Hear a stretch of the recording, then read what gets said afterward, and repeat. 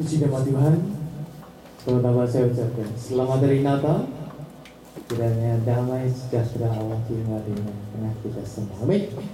Ada sukacita pagi hari ini. Haleluya. Saudara, kita rindu Natal. Jangan menjadi satu Natal yang kosong tidak mempunyai arti ya. Tetapi hendaklah Natal boleh menjadi sesuatu yang sangat berarti dalam kehidupan kita. Karena saudara, karena di balik semua itu ada rencana Allah yang besar yang Allah ingin nyatakan kepada kita umat manusia dalam dunia. Ya, kita akan melihat firman Tuhan di dalam Amsal yang ketiga. Amsal yang ketiga ayat 13 sampai yang ke-18. Amsal yang ketiga ayat yang ke-13 sampai yang ke-18. Firman Tuhan berjudul Dapatilah Yesus atau Carilah Yesus. Karena saudara, Natal tanpa Yesus tidak ada artinya ya. Kita baca di dalam Amsal yang ketiga ayat yang ke-13 sampai yang ke-18. Saudara semua, mari kita berdiri. Saya baca ayat yang genap. Saya baca yang ganjil. Saudara baca ayat yang genap ya. Amsal yang ketiga ayat yang ke-13 sampai yang ke-18. Demikian firman Tuhan. Berbahagialah orang yang mendapat hikmat, orang yang beroleh kepandaian. Dia membeli keuntungan perak, hasilnya membeli emas. Mana suaranya kok tidak dengar kita? Terus dong, sekali lagi ya dari atas supaya kita semua boleh semakin menyimak dengan sungguh-sungguh. Saya ulangi dari atas ya. Berbahagialah orang yang mendapat hikmat, orang yang memperoleh kepandaian. Karena keuntungannya melebihi keuntungan perak dan hasilnya melebihi emas. Ia lebih berharga daripada permata. Apapun yang kau inginkan tidak dapat menyamainya. Umur panjang ada di tangan kanannya, di tangan kirinya kekayaan dan kehormatan. Jalannya adalah jalan penuh bahagia. Segala jalannya sejahtera semata-mata. Sama-sama. Ia menjadi pohon kehidupan bagi orang yang memegangnya. Siapa yang berpegang padanya akan disebut berbahagia. Amin. Silakan duduk. Saudara, dalam ayat yang ke-13 tadi katakan berbahagialah orang yang mendapat hikmat. Ya, berbahagia. Blessed are those who find wisdom. Saudara, dalam kita merayakan hari Natal ini, saudara, mari kita bertanya bagaimanakah kita mengartikan tentang Natal ini, ya? Apakah Natal hanya sebagai suatu hari yang harus kita rayakan tanpa mempunyai arti apapun, atau Natal mempunyai arti yang besar di dalam kehidupan kita? Ya, di dunia merayakan, dunia tidak mengerti makna yang sebenarnya. Sudah ada satu negara di Eropa yang berusaha melarang orang-orang merayakan Natal disertai dengan perayaan atau merayakan Santa Claus, ya. Karena Santa Claus tidak membawa arti yang sebenarnya bagi kehidupan ini. Saudara, inilah yang menjadi teguran bagi kehidupan kita sebagai orang percaya. Kita merayakan hanya untuk mencari hal-hal yang memuaskan jasmani. Ini yang sering kejar manusia dalam dunia ini, hanya untuk memuaskan jasmani saja. Tetapi kita rindu juga, saudara. Tuhan mau kita mau mencari Yesus. Sumber itu yang memberikan kehidupan dalam diri kita. Ya, tanpa Yesus kita tidak tahu apa yang kita harus perbuat. Tanpa Yesus kita tidak mendapatkan apapun dalam dunia yang ada dalam hari-hari ini. Tetapi saudara, inilah yang sangat indah. Maka firman Tuhan katakan tadi, berbahagialah orang yang mendapat hikmat. Hikmat ini berarti Yesus. Ya, kalau saudara lihat pengertian hikmat dalam dunia ini, saudara, hikmat itu mempunyai arti kebijaksanaan, kepandaian, berpengetahuan, berpengalaman, berpengertian luas, mempunyai pertimbangan yang baik. Tetapi dalam pengertian orang Ibrani, orang Yahudi, berbeda dengan pandangan secara umum. Orang Israel percaya bahwa ada Allah yang mempunyai pribadi yang suci dan adil, dan Allah mengharapkan kita untuk hidup dalam suatu kehidupan menurut prinsip-prinsip dari Allah atau yang Allah tetapkan. Mereka menekankan suatu kehendak manusia yang keluar dari dalam hati, bukan dari pikiran atau intelek. Jadi saudara, dalam arti pengertian hikmat ini memang bukan seperti apa yang dunia pikirkan. Jadi saudara, kita perhatikan hikmat ini berdasarkan dari apa yang Allah ungkapkan tentang yang baik, yang jahat, yang dapat diterapkan dalam kehidupan sehari-hari. Yaitu melalui apa? Melalui firman-Nya. Maka saudara, seperti dalam Yohanes 1:1 katakan, firman itu adalah Kristus Yesus sendiri. Ya, maka itu di sini kita perhatikan bahwa Kristuslah yang menjadi hikmat dalam kehidupan kita. Kalau saudara, kita tidak bisa hidup di luar kehendak Allah. Jadi satu hal yang seperti kita harus perhatikan. Rasul Paulus itu dalam 1 Korintus yang pertama ayat 30, dalam 1 Korintus pertama ayat 30, bahwa Yesus Kristus itu menjadi hikmat bagi kita. Ya, kita baca dalam 1 Korintus 1 ayat 30, di sana dikatakan, tetapi oleh Dia kamu berada dalam Kristus Yesus, yang oleh Allah telah menjadi hikmat bagi kita. Ia membenarkan dan menguduskan dan menebus kita. Ya, jadi saudara, di sini kita perhatikan Yesus Kristus sendirilah yang menjadi hikmat di dalam kehidupan kita. Ia membenarkan, ia menguduskan, ia menebus kita.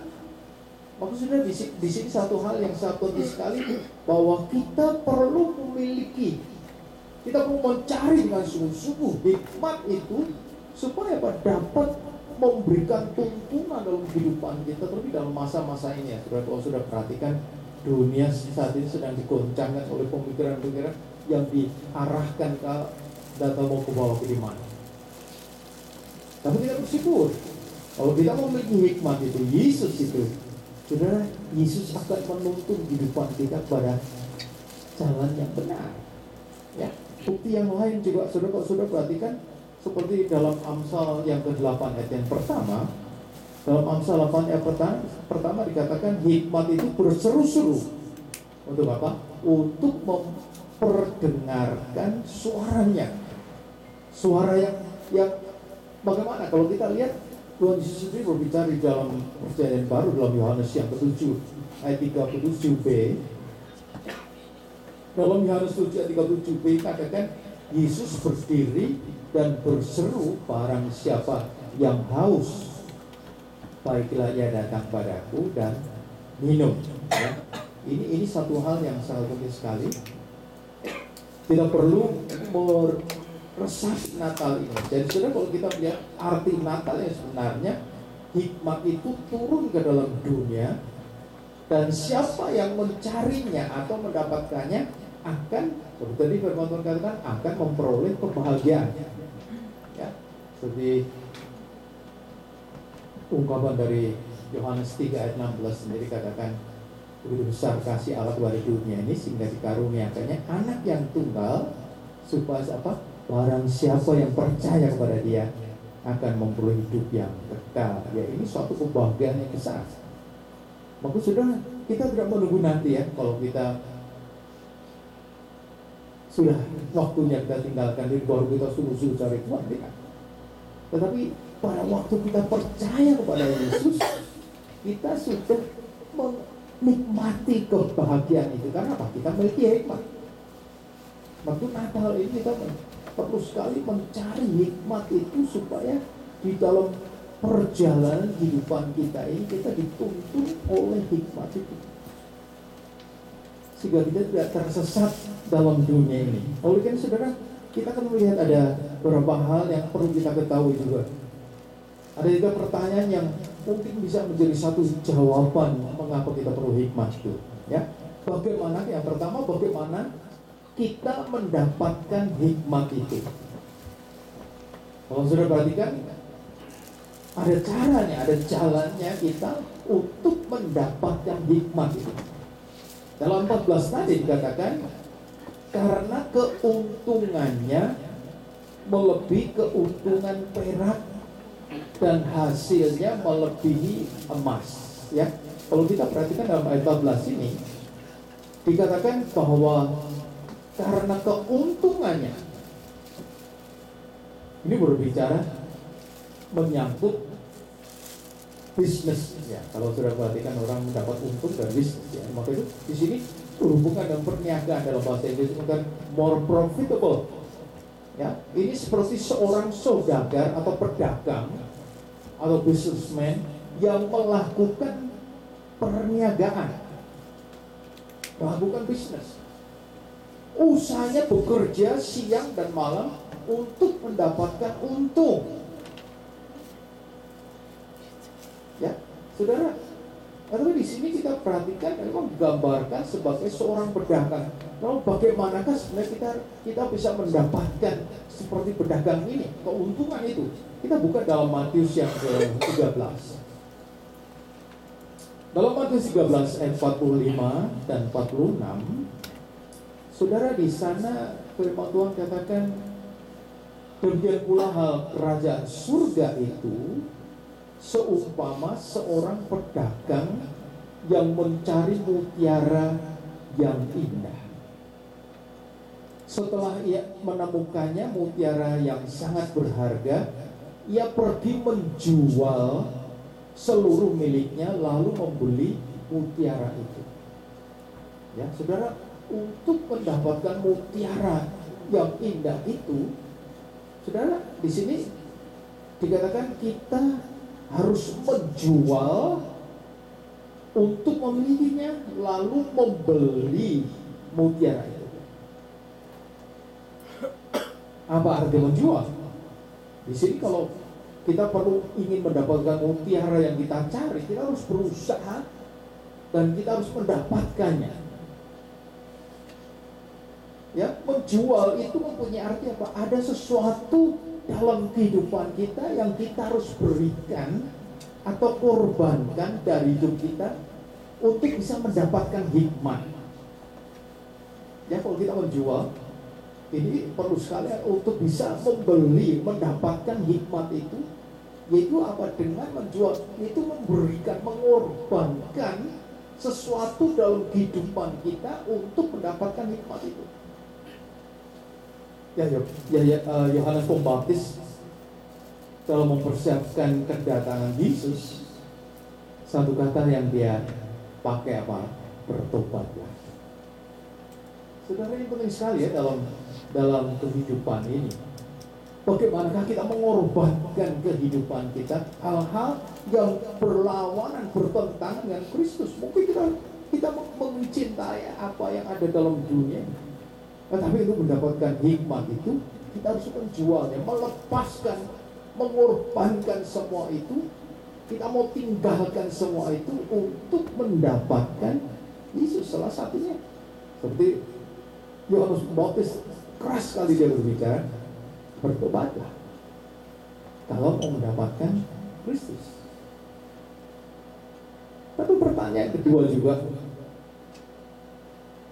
kita pasti bertanya berapa nilai hikmat yang memberi bahagia. Si sudah tanya, berapa sih harganya? Ya, berapa nilainya? Hikmat yang memberi bahagia itu. Kalau kita baca kembali dalam 14:15, saudara bisa dikatakan di sana, karena keuntungannya melebihi keuntungan perak dan hasilnya melebihi emas. Ayat 15. Ia lebih berharga. Ya, perhatikan ini.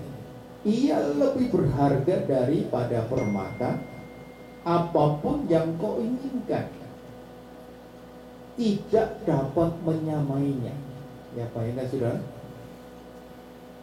lebih berharga, more precious.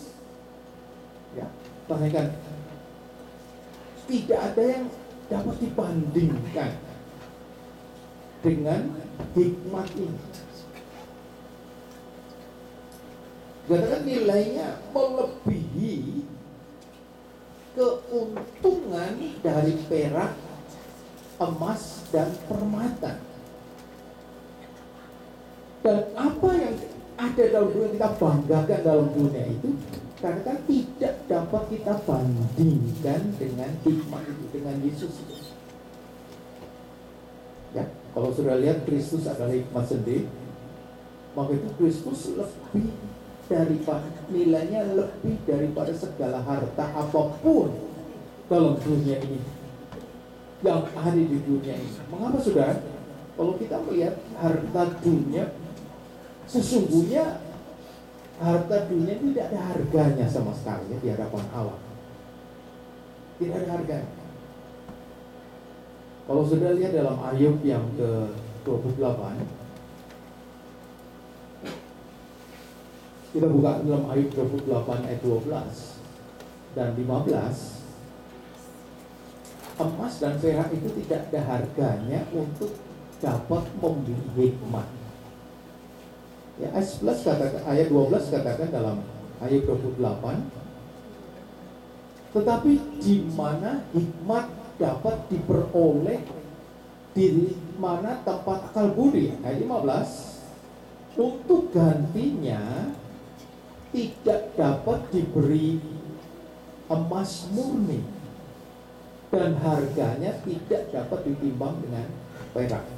Jadi jelas sekali sudah, tidak dapat diganti dengan apa yang dalam dunia ini. Maka sudah kadang-kadang kita mengejar perkara dunia ini, ya kita pikir dunia bisa memberikan lebih daripada Yesus sendiri. Ya. Dan kalau kita lihat Petrus dalam 1 Petrus sendiri juga ya, kalau dalam Petrus 1 Petrus 1 ayat 18-19, kalau saudara perhatikan dalam 1 Petrus 1 18-19, emas dan perak itu tidak dapat menebus dosa. Ya, katakan dalam ayat 18, 1 Petrus 1 ayat 18-19, katakan, sebab kamu tahu bahwa kamu telah ditebus dari cara hidupmu yang sia-sia, yang kamu warisi dari nenek moyangmu itu, bukan dengan barang yang fana, bukan pula dengan perak atau emas, melainkan apa? Melainkan dengan darah yang mahal, yaitu darah Kristus yang sama seperti darah anak domba yang tak bernoda dan tak bercacat. Jadi saudara, nilai darah Yesus itu sangat tinggi sekali. Ya. Kita tidak bisa bandingkan dengan apa yang seperti firman Tuhan katakan, emas dan perak merupakan barang-barang yang tidak ada harganya sebenarnya di hadapan Allah. Dan mereka itu tidak dapat membeli darah Yesus, tidak bisa. Orang banyak sudah dalam dunia orang mencoba ya untuk membeli, menggantikan darah Yesus dengan apa yang mereka miliki, tapi tidak sebanding nilainya dengan apa yang kita baru ketahui di sini. Tidak dapat berbuat apa-apa dengan cara-cara dunia, mungkin dunia dengan memberikan, membeli dan segala perkara, mengorbankan agar mendapat penebusan. Tidak bisa. Hanya darah Yesus saja yang dapat menebus dosa kita. Bahkan kalau kita melihat juga saudara, dalam Sefanya, kitab Sefanya yang pertama, kitab Sefanya yang pertama ayat 18. Saat ini saudara, kalau kita melihat, ini adalah bagian dari kemurkaan Allah yang bekerja di tengah-tengah dunia pada saat ini. Apakah kita bisa membeli dengan uang? Tidak bisa. Manusia berusaha hari-hari ini untuk dapat membeli dengan kekayaan mereka, mengatasi murka Allah sendiri ya. Di sini dikatakan mereka tidak dapat diselamatkan oleh perak atau emas mereka pada hari apa? Kegemasan Tuhan. Dan seluruh bumi akan dimakan habis oleh api kecemburuannya, sebab kebinasaan, malah kebinasaan dahsyat diadakannya terhadap segenap penduduk bumi. Jadi saudara, kalau kita perhatikan dalam hari-hari ini, di Amerika sudah 350 ribu orang yang meninggal hampir. Ya, terlalu besar. Kalau di dunia mungkin sudah berapa? Sudah mungkin 2 kalinya ya, lebih. Sudah bayangkan, ini merupakan hari, di sini dikatakan hari kegemasan dari Tuhan, dan seluruh bumi akan dimakan habis oleh api kecemburuannya. Dunia terlalu mementingkan diri sendiri. Dunia tidak memperhatikan Allah lagi dalam hari-hari ini. Tidak heran dalam hari-hari ini terlalu banyak orang yang binasa. Dan saudara, apakah dunia bisa membeli? Ya, bisa membeli dengan emas perak untuk menghindarkan semua ini dari sana. Berapa biaya yang sudah dikeluarkan untuk mengatasi masalah yang sedang dihadapi dalam hari-hari ini? Terlalu besar, tidak seimbang, tidak mendapatkan hasil yang seperti apa yang mereka harapkan. Setelah sudah lihat vaksin diketemukan, kemudian wah, semua dianjurkan untuk disuntik vaksin. Apa sudah pikir virusnya sudah hilang? Meskipun sudah disuntik vaksin, tetapi tetap harus pakai masker dan semua itu. Kenapa? Karena waktu itu, kepasan itu masih berlaku di tengah-tengah kehidupan umat manusia, karena ketidaksetiaan umat manusia yang mengejar kehidupan duniawi saja. Ya. Jadi saudara, di sini menjadi satu hal yang sangat penting sekali. Bahkan nanti saudara, waktunya suatu ketika kita masuk di surga, emas itu hanya untuk jalan yang diinjak-injak ya, kalau sudah dalam Wahyu 21. Dari sana kita melihat kedua belah pintu gerbang aja dari 12 mutiara. Setiap pintu gerbang terdiri dari 1 mutiara. Jalan-jalan kota itu dari emas murni, bagikan masa bening. Bayangkan saudara, emas sudah tidak ada harganya lagi ya. Saudara, waktu itu kita apa yang kita cari di hari Natal ini? Kalau kita tidak mencari Yesus, kalau kita tidak mencari hikmat itu, kenapa? Hikmat itulah yang akan menuntun langkah-langkah kehidupan kita dalam hari-hari. Hikmat itulah yang akan berbicara dalam kehidupan kita, yang menuntun kita supaya apa? Supaya kita berjalan pada jalan yang benar.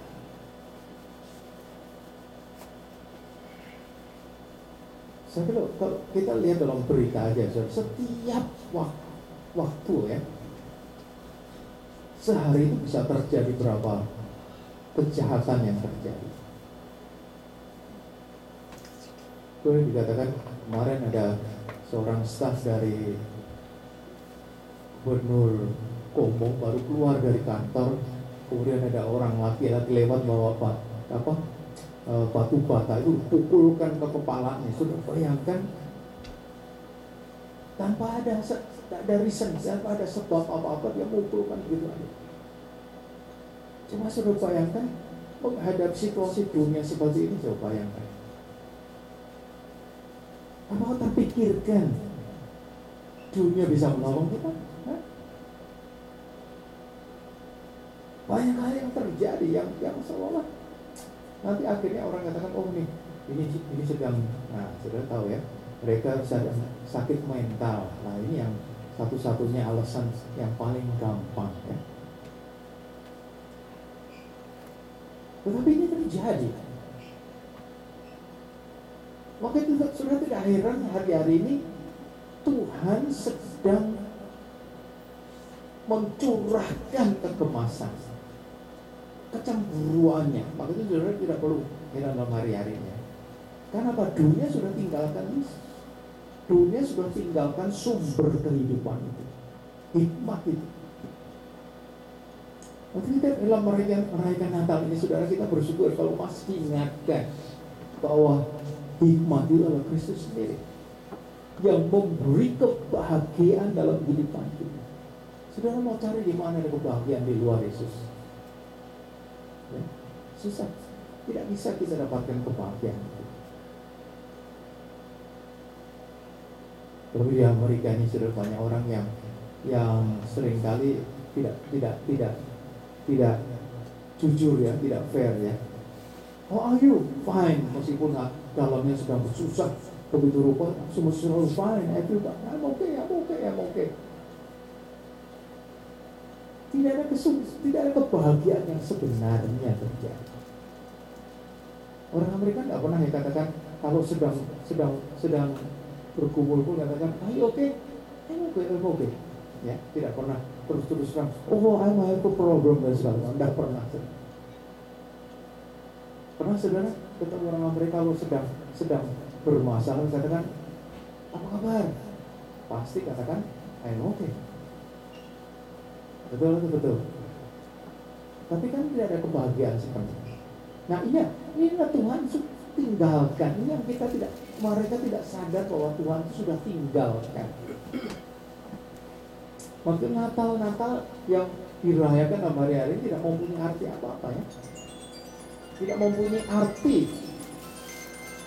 dalam hari-hari, tidak mempunyai arti seperti itu. Oleh karena saudara, kita perlu mencari Yesus, mencari hikmat itu. Karena kita punya hikmat itu ada, kita akan mendapatkan kebahagiaan.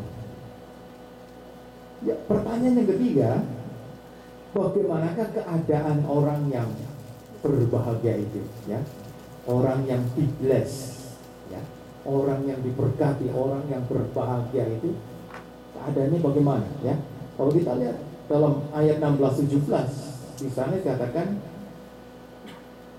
orang berbahagia itu umur panjang, ada di tangan kanannya, di tangan kirinya kekayaan dan kehormatan.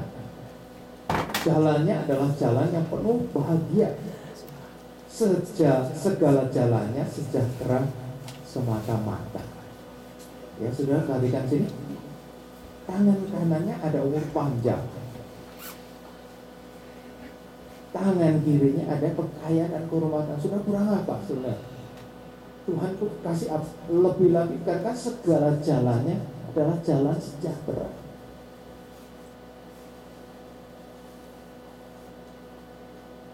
Saudara, kurang apa kalau kita memiliki Kristus dalam kehidupan ini? Ini yang Tuhan sediakan.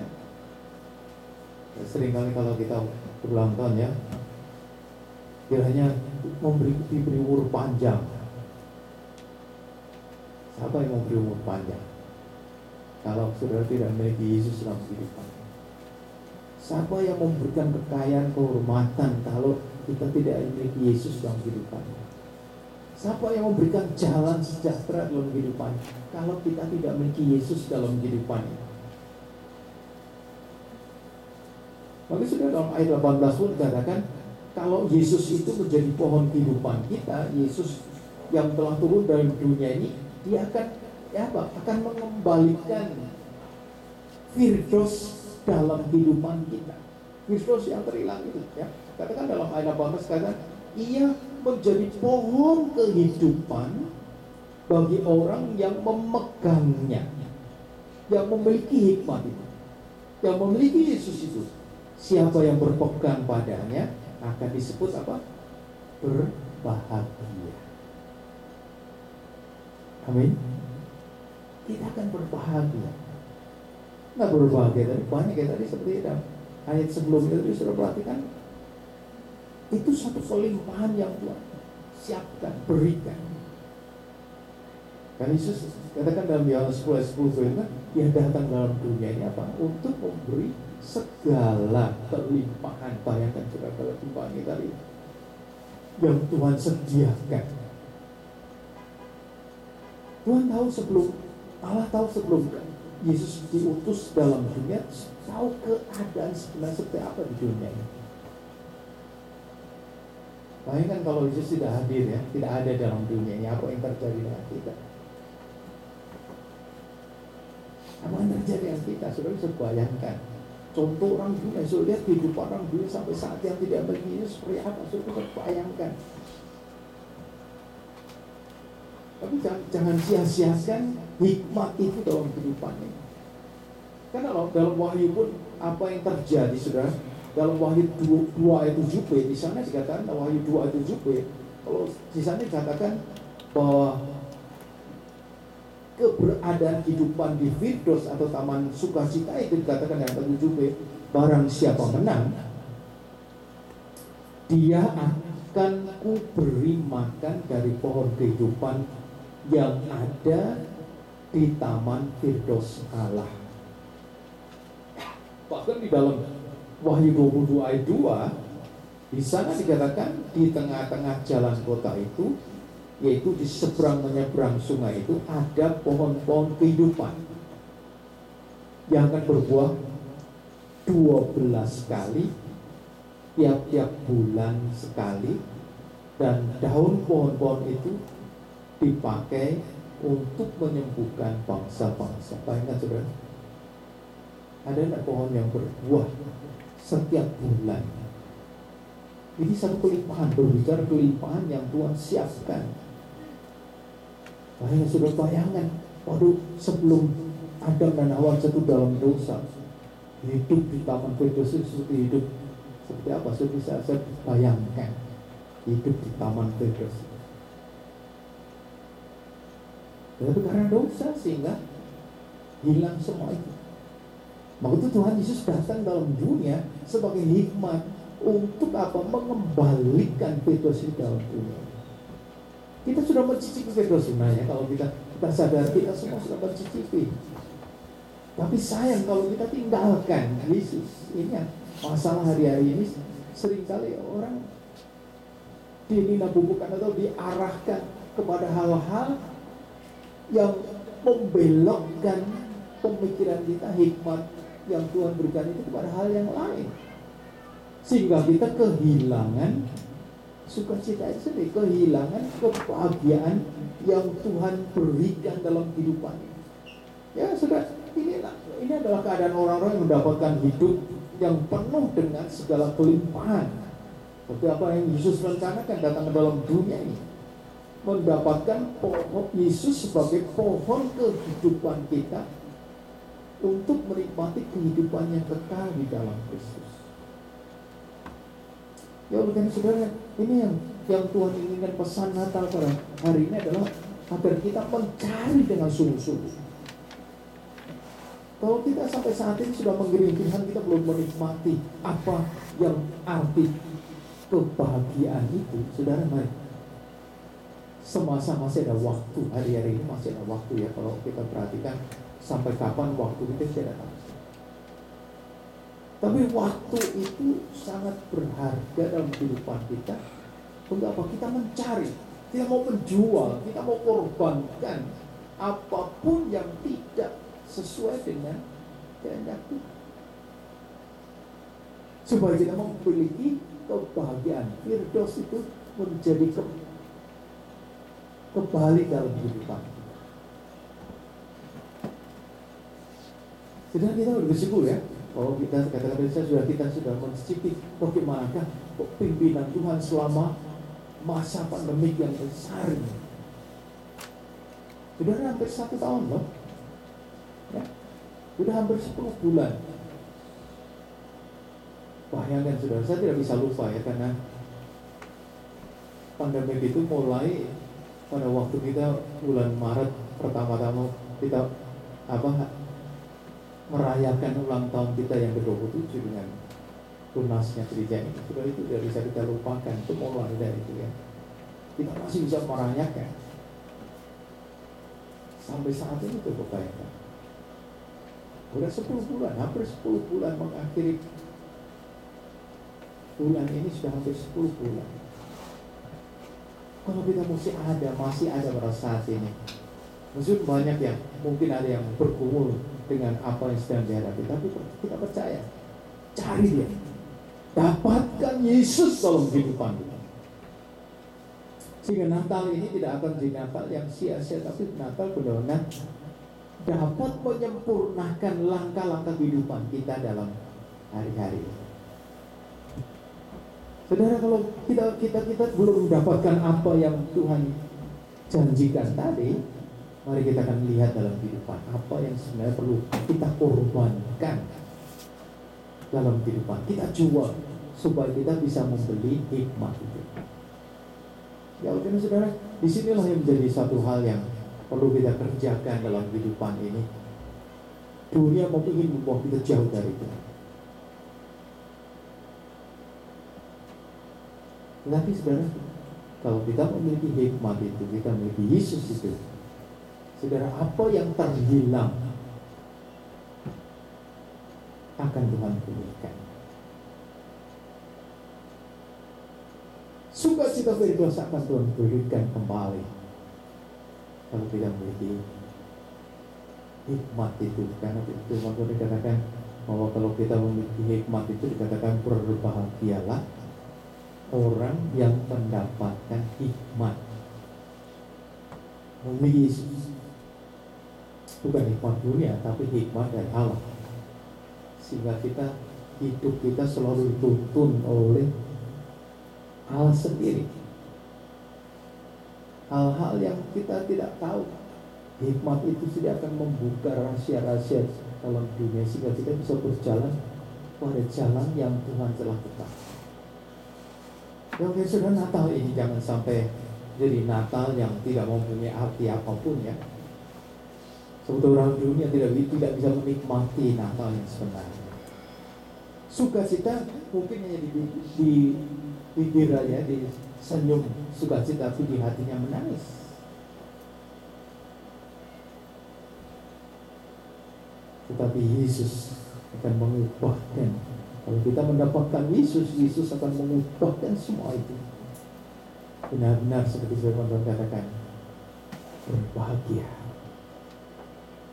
orang yang mendapatkan hikmat. Yang mungkin sudah Natal ini, saudara, sebelum saudara kembali, mari kita mau lihat dalam kehidupan kita masih ada hal-hal yang perlu kita korbankan hidup kita, hal-hal yang tidak berkenan Tuhan. Saudara, serahkan di bawah kaki Tuhan, karena Tuhan sendirilah yang akan mengatur langkah-langkah kehidupan kita dalam hari-hari ini, untuk Tuhan mempersiapkan kehidupan kita sepenuhnya untuk memasuki hari-hari yang tidak kita ketahui dalam tahun-tahun yang akan datang ya. Itu tahun depan masih belum kita tahu apa yang terjadi, tetapi kita percaya bahwa kalau kita memiliki hikmat Yesus itu sendiri, kebahagiaan itu akan menjadi bagian dalam kehidupan kita semua. Amin. Karena itu mari Natal ini jangan seperti dunia yang suka-sukaan, tidak ada artinya. Tetapi benar-benar mari kita mau introspeksi juga dalam kehidupan kita, apa yang sebenarnya kita perlu korbankan, kita perlu jual, kita perlu berikan. Firman Tuhan beberapa hari yang lalu pun saya selalu menyinggung Roma 12 ayat 1, mengorbankan